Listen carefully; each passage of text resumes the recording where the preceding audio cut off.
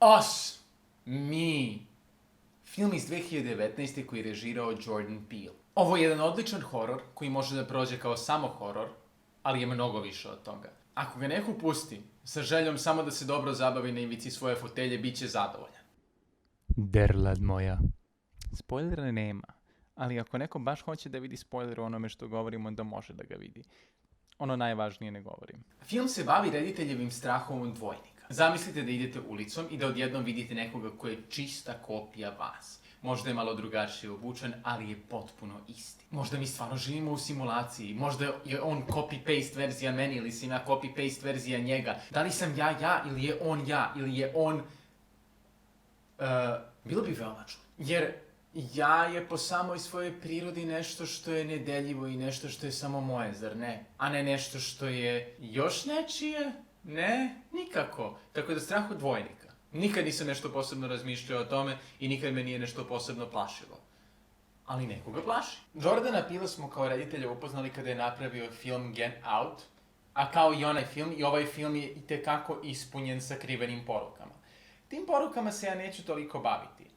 Tamo su, kopajte, već ću se koncentrisati na ono što se meni čini kao najbitnije. Oca ove familije tumači Winston Duke. That's a classic right there. On je krupan i snažan muškarac koji brani svoju porodicu od opasnosti koje su ih spopale. We can get crazy. Ali u suštini samo jedan veliki meca i to mu baš ne ide. Ali je zato veoma zabavan i veoma komičan. Evan Alex igra malog sina koji je mađioničar. A Shahadi Rai Joseph igra ćerku sa bajnim osmehom. They think like us. Pored toga, njihovu majku igra Lupita Nyong'o. Pretty like Lupita when the camera's closing. Ova glumica je genijalna. Film predstavlja srednjeklasnu američku porodicu. Oni odlaze u svoj letnjikovac na odmor. Oni se odmaraju. Uveče im se pred kućom pojavljuje još jedna porodica. Glava kuće. Pokušava da ih zaštiti od druge porodice. Joski have a family? Oni im upadaju u kući i uzimaju ih za taoce. Shvatamo da su to njihovi nemi dvojnici. Osim majke, majka govori. Oni su relativno dobro stojeća porodica. U poređenju sa komšijama imaju manje para, ali i dalje su dobro stojeći. Imaju para da kupe sada novi brodić. Your Gabe got a boat? Polovan brodić, ali i dalje brodić. He's kidding, right? He's not kidding. Saznajemo da su dvojnici na neki način vezani za njih i da njihovi životi zavise od života ljudi koji su na površini. I pored toga, ljudi koji žive na površini na neki način žive na uštrb svojih dvojnika, čije mesto na slobodnoj sceni zauzimaju. Ovo je jedan odličan horor film. Prelepo je snimljen, glumci su odlični. Drugim rečima, ambalaža je savršena. A pošto film ima još ponešto da kaže, utoliko veštije to govori zato što je ambalaža dobra i primamljiva.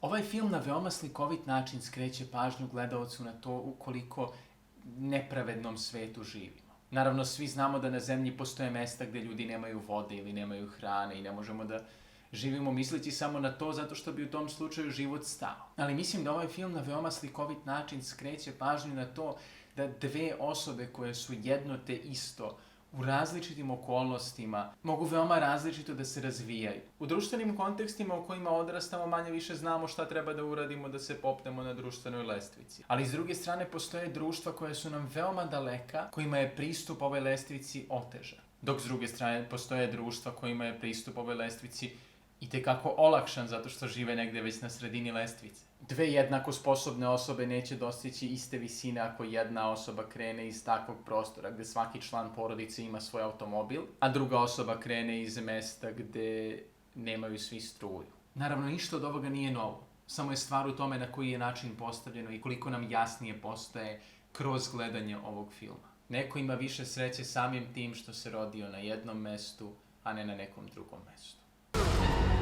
Ako neko film gleda na ovaj način, onda postaje nesiguran ko su antagonisti. Zato što imamo jako mnogo filmova u kojima glavni likovi pokušavaju samo da dohvate ono što im je Bogom dano ili imaju pravo na nešto. Isto tako, ovi dvojnici imaju pravo na mesto pod suncem koje je zauzeto, zato što je njihovo mesto zauzeto njihovom kopijom. Ko je kopija? They look exactly like us. Ko je ovde zao? Ovo je sticajem okolnosti filma, posebno slikovito prikazano u slučaju glavnog lika, Lupite Nyong'o. Neću ništa reći.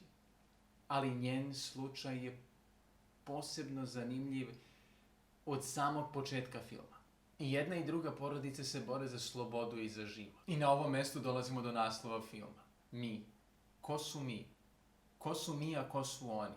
Ko se tu protiv koga bori? Ko zaslužuje da bude mi, a ko zaslužuje da budu oni? Zato što mi se uvek borimo protiv drugih. Gde postoji jedno mi, uvek postoji jedno suprotstavljeno oni. Film postavlja veoma teška pitanja i odgovore naravno ne nudi, ali nas podstiče da razmišljamo o ovim pitanjima i da sami tražimo svoje odgovore. Ja mislim da rešenje nije odreći se od penjanja uz lestvice. U redu je biti ambiciozan i pokušati da se osvoji što je moguće lagodniji život, ali ne na račun drugih. A uspehe i ciljeve treba jednostavno učiniti takvim da oni stvaraju plod za više ljudi, a ne samo za jednu malu grupu. Bilo bi mi veoma drago da pogledate ovaj film, čak i vi koji ne volite horor filmovi koji se možda plašite. Nije film toliko strašan, a mislim da ga stvarno vredi pogledati jer može da podstakne veoma zanimljive misli i razgovore. Tako da probajte da ga pogledate i recite kad to uradite. Zato što jako tražim nekoga s kim mogu da razgovaram o ovom filmu, a nikoga nije gledao. Ne znam zašto ga niko ne gleda. Film je jako dobar.